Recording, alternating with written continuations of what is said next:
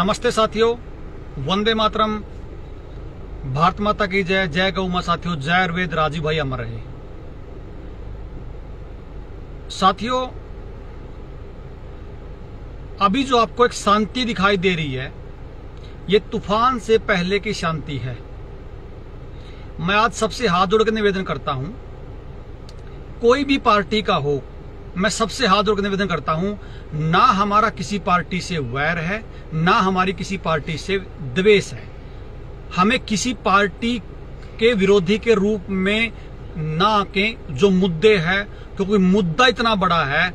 मैं इस पेज को कोशिश कर रहा था कि मैं इस पेज पे इस तरह के किसी चीज के लिए लाइव नहीं आऊंगा, लेकिन मुझे आज समझ में आया कि मैं अगर इस पेज को करूंगा क्या बचा के, अगर इंसानियत ही नहीं बची तो मैं इस पेज को बचा के क्या करूंगा। साथियों, मुद्दा इतना मतलब जीवन का सबसे कठिन मोड़ पे हम आके खड़े हो चुके हैं और आपको समझना होगा, बिना समझे काम नहीं चलेगा। साथियों, बहुत मतलब जिंदगी का मैं मानता हूं कि जितने दुख हमने इस उम्र 40, 35, 38 साल की उम्र में देखे हैं, या जितने डर देखे हैं, ये सबसे बड़ा डर जिस चीज का था वह उस मोड़ पे आके हम खड़े हो चुके। साथियों, निवेदन करूंगा, जो साथी इसको एक बार देखे, अभी लाइव देख रहा है वो भी इसको शेयर कर लीजिए, और जो बाद में भी देखे, एक इंसान होने का धर्म निभाइए और इसको शेयर कर दीजिए, क्योंकि हो सकता है कि इस वीडियो के बाद ये पेज दोबारा ना चल पाए, क्योंकि इस पेज को 2 महीने से इसलिए रोक के रखा हुआ था कि मतलब इस पेज की रीच ठीक ठाक हो जाए, क्योंकि पहले उस मामले में इस पेज की बिल्कुल रीच 0 हो चुकी थी।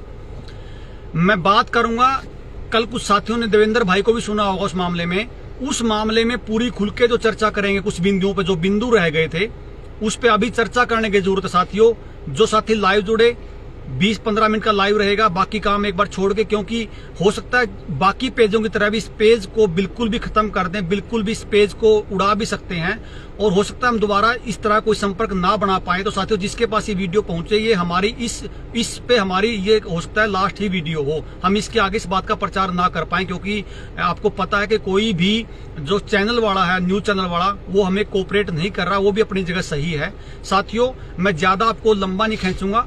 देवेंद्र भाई, सभी को सभी साथियों को नमस्ते, वंदे मातरम, भारत माता की जय। साथियों, जैसे किस तरह कल पूरे मामले का आपको जो संज्ञान में आया था, एक बिल लोकसभा में आने वाला है मानसून सत्र में उसका ड्राफ्ट जो है उसका तैयार हो चुका है। उसका नाम क्या है बिल का? बिल का है हेल्थ लॉ ड्राफ्ट है, पब्लिक हेल्थ बिल के नाम से। साथियों, मैं फिर कह रहा हूं, अभी जो आप ये देख रहे हो, जो शांति देख रहे हो, तूफान से पहले की शांति है। इतना बड़ा आपके जीवन में तूफान आने वाला है, समझ नहीं आएगा। आज अभी समझ सकते हो, क्योंकि अगर वो बिल पास हो गया तो हम ये वीडियो बनाने के लायक भी नहीं रहेंगे। एग्जैक्टली, ये बात आप समझ लेना। तो साथियों, शुरू करते हैं। मुख्य बिंदु पे बस चर्चा करेंगे कि वो उसमें समस्या क्या है। नाम जो है वो हेल्थ बिल के नाम पे, लेकिन उसमें है क्या, मैं एक बात इसमें समझा देता हूं। साथियों, अभी जो ये पूरा प्रकरण चला, 2 साल जब पूरा प्रकरण चला, और जब लोग समझने लगे, और आप लोगों की वजह से जब उनका मिशन फेल होना शुरू हुआ, और आप लोगों ने जो उनका अश्वमेध जो घोड़ा था वो रोक दिया, खासकर हरियाणा के संबंधित जिलों में वो घोड़ा को जब रोका, अश्वमेध घोड़े को, तो उनको एक चीज समझ में आ गई कि ये जो लोग हैं ये इतनी आसानी से नहीं हार मारने वाले, इसलिए उन्होंने प्लान बी पे काम करना शुरू कर दिया है। और हमारी जो सबसे बड़ी एक जो समस्या, या हमारी सबसे बड़ी एक सोच जो ये थी कि जो तीसरी लहर है ये क्यों नहीं आ रही, इसका कारण आज हमें समझ में ये आया है कि ये तीसरी लहर अब की बार प्लान बी के तहत लेके आने वाले, पूरी तैयारी के साथ, क्योंकि अगर उसी तैयारी में ये ले आते तो आप दोबारा से उसको फेल कर सकते थे। अब की बार इनका कोई प्लान फेल ना हो, किसी कानून का सहारा लेके, इसलिए इन्होंने प्लान बी पे जो काम किया है। अब ये जो लहर आएगी, लिख लेना, ये लहर इस बिल के पास होने के बाद ही आएगी। तब तक वो लहर रहेगी चाइना में, तब तक वो लहर रहेगी दूसरे देशों में, लेकिन भारत में तभी आएगी जब ये बिल पास हो जाएगा, क्योंकि जिस दिन ये बिल पास हो गया आप कुछ भी नहीं कर पाओगे। देवेंद्र भाई, इस बिल के बारे में मोटी मोटी आप बताना शुरू कर दिए, इस बिल में ऐसा है क्या? 2-3 चीजें मैं आप दोस्तों को बता दूं भाई कि एक तो दूसरे देशों में अभी लहर आती रहेगी, उसके मैं बीच में आपको छेड़ देता हूँ। हाँ। चाइना मॉडल, क्योंकि अभी वो लहर चाइना में क्यों है, क्योंकि ये जो बिल का जो प्रारूप है वो चाइना में कभी का लागू हो चुका है। यस। ये बात ध्यान रखने वाली है। वहां पे जो तीसरी लहर इसलिए सबसे पहले आई है क्योंकि ये सारे के जो इस बिल में चीजें हैं वो सारी ऑलरेडी चाइना में हैं। तो वो चाइना की तरह आप लोग विरोध ना करो, आप लोगों के हाथ किस तरह बांधने हैं वो इस बिल में लेके आएंगे, तब चाइना से उसको बॉर्डर पे क्रॉस कराएंगे। देखो, एक चीज मैं आपको बताऊं कि चाइना हमारे से लगभग 20 साल 25 साल आगे है और टेक्नोलॉजी में तो 50 साल आगे है, लेकिन जो अभी यहाँ हो रहा है वो चाइना में 15 साल पहले, जब 20 साल पहले जिस टाइम पे ये कम्युनिस्ट नहीं आए थे, फासिस्ट नहीं आए थे वहां, उससे पहले का दौर में अभी इस वक्त हम लोग हैं। यानी कि जिस तरह उन्होंने डिक्लेयर कर दिया कि कम्युनिस्ट पार्टी ही रहेगी, वन पार्टी गवर्नमेंट रहेगी, उसी तरह से वन पार्टी गवर्नमेंट या एक ही आदमी देश का मुखिया रहेगा, वो भी यहाँ पर डिक्लेयर जिस दिन हो जाता है, समझ लीजिए चाइनीज मॉडल वहाँ लागू हो जाएगा। अब आ जाइए। तो अभी वहां पर ये चीज है। अभी मैं आपको 2 चीजें ये दिखा रहा हूँ, मैं आपको दिखा भी देता हूँ।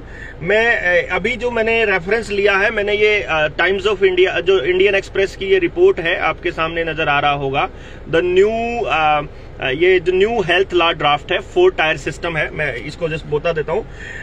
इसके अंदर क्या है, इस चीज को समझना पड़ेगा आपको। एक अपने देश के अंदर 1897 में एक एक्ट है, 1897 का एपिडेमिक डिजीज एक्ट है। उस एक्ट को रिप्लेस करने के लिए ये प्रपोज किया गया है, ये एक्ट जिसका नाम है नेशनल पब्लिक हेल्थ एक्ट। अभी फिलहाल जो हमारा मॉनसून सत्र है उसमें इसको पेश किया जाएगा। ड्राफ्ट तैयार हो रहा है। 4 टायर सिस्टम है कि हेल्थ मिनिस्ट्री क्या डिफाइन करेगी, केंद्र का क्या रोल होगा, हेल्थ मिनिस्ट्री मतलब केंद्र का रोल मतलब हेल्थ मिनिस्ट्री, और दूसरे नंबर पे जो स्टेट है उसका क्या रोल रहेगा, स्टेट के बाद फिर डिस्ट्रिक्ट लेवल पे क्या होगा, फिर लोकल लेवल पे क्या होगा। 4 जगह पे इसके प्रावधान किए गए हैं कि आपकी ताकतों को अब पूरी तरह से डिफाइन किया जाएगा। जैसे आपको ध्यान हो, अभी जब एडवोकेट नीलेश ओझा ने जब मुंबई के अंदर, मुंबई हाईकोर्ट के अंदर, महाराष्ट्र हाईकोर्ट में जब उन्होंने अपने केसेस डाले और जब हाईकोर्ट ने जब सरकारों से पूछा कि आपके कौन से वो रिसर्च हैं, आपकी कौन सी वो फाइंडिंग्स है और वो मिनट्स ऑफ मीटिंग दिखाओ जिसमें तुम कह रहे हो कि एक्सपर्ट ने कहा है कि ऐसा होगा, एक्सपर्ट की राय है कि तुमको ये लगाना है या ये लगाना है, तो एक्सपर्ट कौन है वो दिखाओ और उनकी वो मिनट्स ऑफ मीटिंग दिखाओ और किस किसने क्या क्या कहा। तो सरकार के पास कोई भी एविडेंस नहीं था, किसी भी तरह का कोई वो नहीं था, तो सरकार फंस गई थी वहां पे। और जिस टाइम पे आपको याद हो, 21-22 तारीख की बात है ये, जिस टाइम फंस गई सरकार, तो सरकार ने कहा हमें 1 हफ्ते का टाइम दो, और जज ने कहा कि 1 हफ्ते का नहीं, तुम्हें कल 2:30 बजे हमें वो सारा रिकॉर्ड देना है, सारा रिकॉर्ड जितना आज तक का तुम्हारे पास प्रूफ है, जितने भी सबूत हैं कि बीमारी, इलाज, इसके लिए जो भी लग रहा है, जो मैंडेट्स है तुम्हारे, इस मैंडेट को जस्टिफाई करने वाले, हमको सारे सबूत चाहिए 2:30 बजे तक। तो सरकार ने क्या किया, 1 बजे डिजास्टर मैनेजमेंट एक्ट को ही विड्रॉ कर लिया। क्योंकि आपको ये बात समझनी होगी कि एक हाई कोर्ट का फैसला पूरे भारत के हर हाई कोर्ट में लागू है, तो मतलब पूरे भारत को सबूत नहीं देना पड़ता और पूरे भारत के साथ ये होता। तो नीलेश ओझा ने अभी उन लोगों से डिमांड करी है कि जिनके चालान कटे थे, मुंह ना ढकने वाले, वो वापस। कविता बहन आप 1 मिनट रुक जाइए, पूरा क्लियर करेंगे। आप पूछ रहे हो कि कहना क्या चाहते हो, हम इस बिल के बारे में अभी बिल के बारे में बता रहे हैं। ये मैं इसलिए बता रहा हूं, ये भूमिका बनानी इसलिए जरूरी है कि सरकारों ने ये देखा है अभी तक कि कौन कौन आदमी लड़ाई लड़ेगा, कैसी लड़ाई लड़ेगा, किस तरह के लोग होंगे उसमें, कौन वकील होंगे और क्या दलील देंगे। अब उन दलीलों का इलाज करने के बाद अब ये मार्केट में उतरेंगे और अगली लहर लेकर के आएंगे। ठीक है। असली जो मकसद है इनका वो है आपको पूरी तरह से लॉकडाउन में रखना। जैसे इस टाइम शंघाई की 2.5 करोड़ से ज्यादा पॉपुलेशन इस टाइम लॉकडाउन में है, कंप्लीट लॉकडाउन में। और ये चीज समझने के लिए आपको इस ड्राफ्ट को समझना पड़ेगा। इस ड्राफ्ट में क्या है असल में, मैं इसका मोटे तौर पर एक चीज बता देता हूं, जिसके कल हमने एक तो ट्रीटी है हमारी, जो पेंडेमिक ट्रीटी है, जो WHO ने पूरे हर देश को, हर मेंबर कंट्री को भेजी है। एग्रीमेंट है ना, कोई एग्रीमेंट है। जिस देश ने उसको साइन कर दिया वो देश उस ट्रीटी के अंदर आने पर WHO की दिए हुए दिशा निर्देशों को मानने के लिए बाध्य हो जाएगा, और अगर वो बाध्य हो जाता है तो आपके देश का कानून, आपके देश का संविधान नल एंड वॉइड हो जाएगा। ये बात को समझना बहुत जरूरी है। अगर WHO की ट्रीटी आ जाती है तो आपके देश के कानून, आपके मौलिक अधिकार, आपके जितने भी जो भी चीजें हैं वो सारी की सारी नल एंड वॉइड हो जाएंगी। तो ये ट्रीटी अगर इतनी फायदेमंद होगी तो लोग खुद कहेंगे, अदरवाइज आप इस ट्रीटी को समझिएगा। इस ट्रीटी पे अलग से हम लोग एक वीडियो चलाएंगे। प्रियंका बहन, मैं आपके लिए कह रहा हूं, आप इस वीडियो को जरूर देखना, क्योंकि आपका ये वीडियो देखना बहुत जरूरी है। हाँ, आप जुड़े रहिए। अभी आपको मैं बता दूं, जिस नेशनल पब्लिक हेल्थ बिल की मैं बात कर रहा हूं, जो आने वाले टाइम में कानून बनने वाला है, मानसून सत्र में ये आएगा, और इसके अंदर कौन आदमी की क्या हैसियत रहेगी। जैसे अभी आपने गौर किया होगा, पिछले 3 महीने में आपने मेरी जबान से और हमारे लोगों की, जो जनता सरकार मोर्चा के लोगों की जबान से एक बात सुनी होगी कि ये शरीर मेरा है, मेरी मर्जी है, मैं क्या खाना चाहता हूं, क्या पहनना चाहता हूं, क्या इसके अंदर डालना चाहता हूं, कौन सा कपड़ा पहनूंगा, कौन सा नहीं पहनूंगा, ये मेरी मर्जी है। ये आपने डायलॉग सुना होगा। दूसरा डायलॉग आपने सुना होगा, मेरे बच्चे और मेरे परिवार की रक्षा करना मेरा धर्म है, और मैं जो चाहूंगा वो इस डिसीजन लूंगा, और जो इलाज मैं चाहता हूं वो इलाज मैं लूंगा। ये माना सभी लोगों ने, और ये आवाज उठानी शुरू करी और बोलनी शुरू करी, और सरकार को इसके लिए मतलब बैकफुट पे जाना पड़ा, और सरकारों ने अपने डिसीजंस वापस लिए, स्कूल खुले और सब कुछ हुआ। लेकिन अब सरकार ने इससे सबक लेते हुए एक खेल खेला है। उसमें क्या खेला है, जो ये नेशनल हेल्थ बिल है, इसके अंदर हालांकि आप रिपोर्ट उठाएंगे, आप अभी तक गूगल इसको चेंज नहीं कर पाया है, चेंज करने की जरूरत भी नहीं है, क्योंकि सरकार ने बल्कि बकायदा सारे के सारे चैनल्स को इसके डिटेल दी है। तो इसमें क्या कहा है, बहुत ही खूबसूरत तरीके से मेंशन किया हुआ है। अंग्रेजी भी बोलूंगा मैं, ताकि जो लोग साथी हैं वो पढ़ पाएं, इस लैंग्वेज को समझ पाएं। A new draconian public health legislation to be introduced in the monsoon session of the parliament allows the government to forcibly धक्के से test, quarantine, vac-scene the people of India। यानी कि आने वाले वक्त में अगर ये बिल कानून बन जाता है तो ये कानून सरकार को अधिकार देता है कि उसके बाद अगर सरकार चाहे तो आपको आपकी मर्जी के बिना जबरदस्ती टेस्ट कर सकती है, जबरदस्ती क्वारंटाइन कर सकती है। शेयर कर दीजिए, क्योंकि ये हो सकता है इसके बाद ये पेज ही ना बचे। इसको शेयर जरूर करते रहो। शेयर भी कर लेना, वीडियो खत्म होते ही डाउनलोड करके अपने चैनल पे भी लगा लेना। हमें कोई शौक नहीं है कि हमारे चैनल पे ही चले ये वीडियो, लेकिन आप अपनी जगह पे लगा लीजिए। आप इसको अपने भाषा में बोलकर लोगों को बताइए, लेकिन बताना बहुत जरूरी है। Any person can be examined, किसी भी आदमी का टेस्ट किया जा सकता है, vaccinated and given any other treatment without his consent. मतलब किसी भी आदमी को उसकी मर्जी के बिना कोई भी इलाज दिया जा सकता है।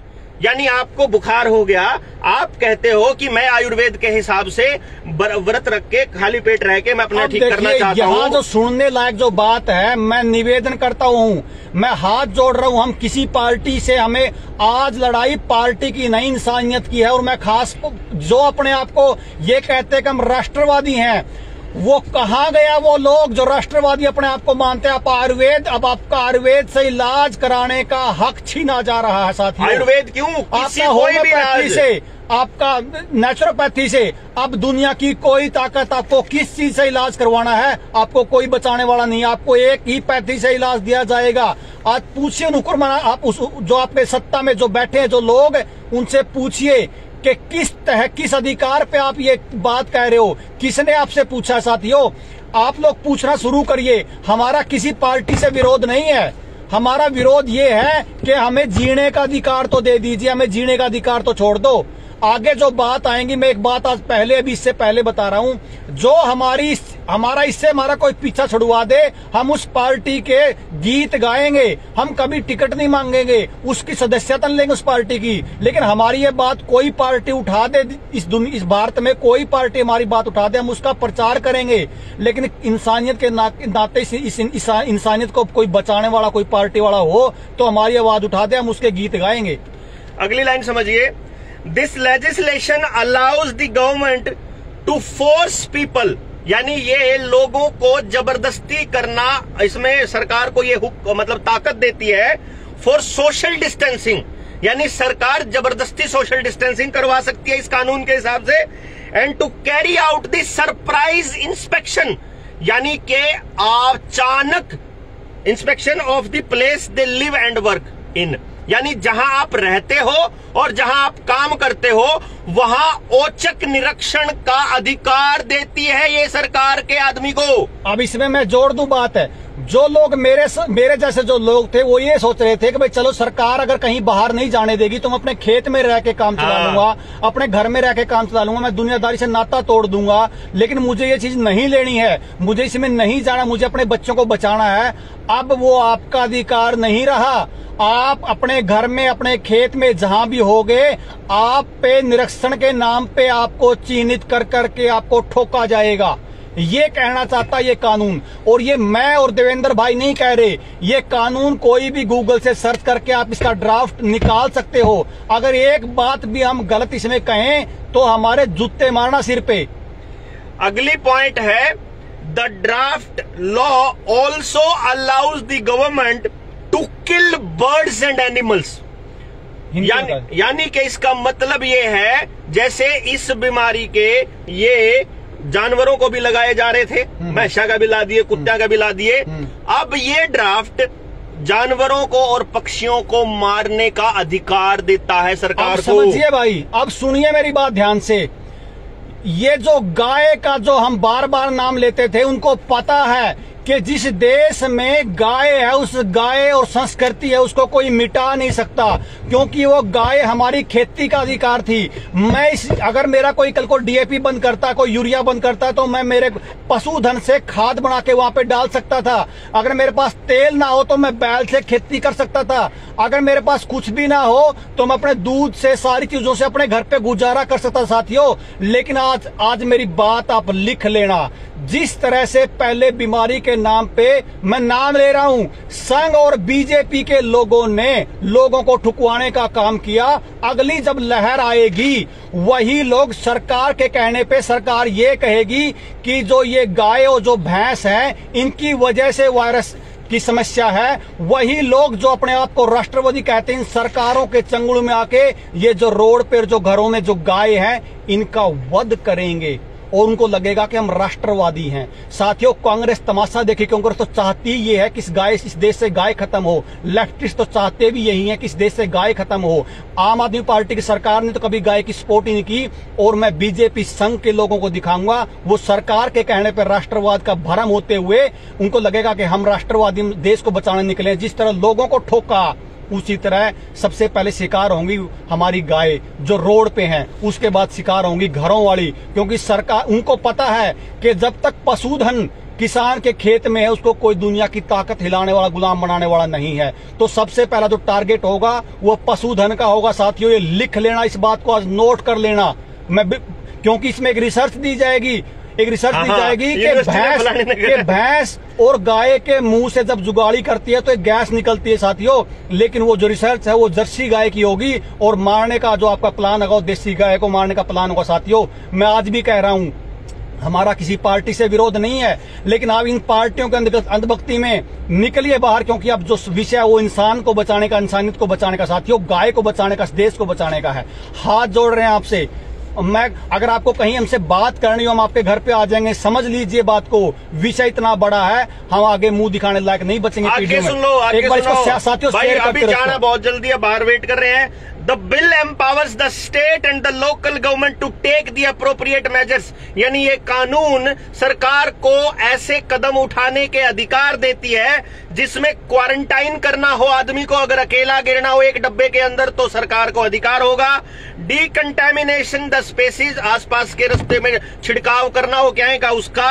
आइसोलेटिंग द इन्फेक्शियस एजेंट्स, यानी ऐसे लोग जो फैलाते हैं वायरस, उन लोगों को अलग करके, मतलब उनको आइसोलेट करना।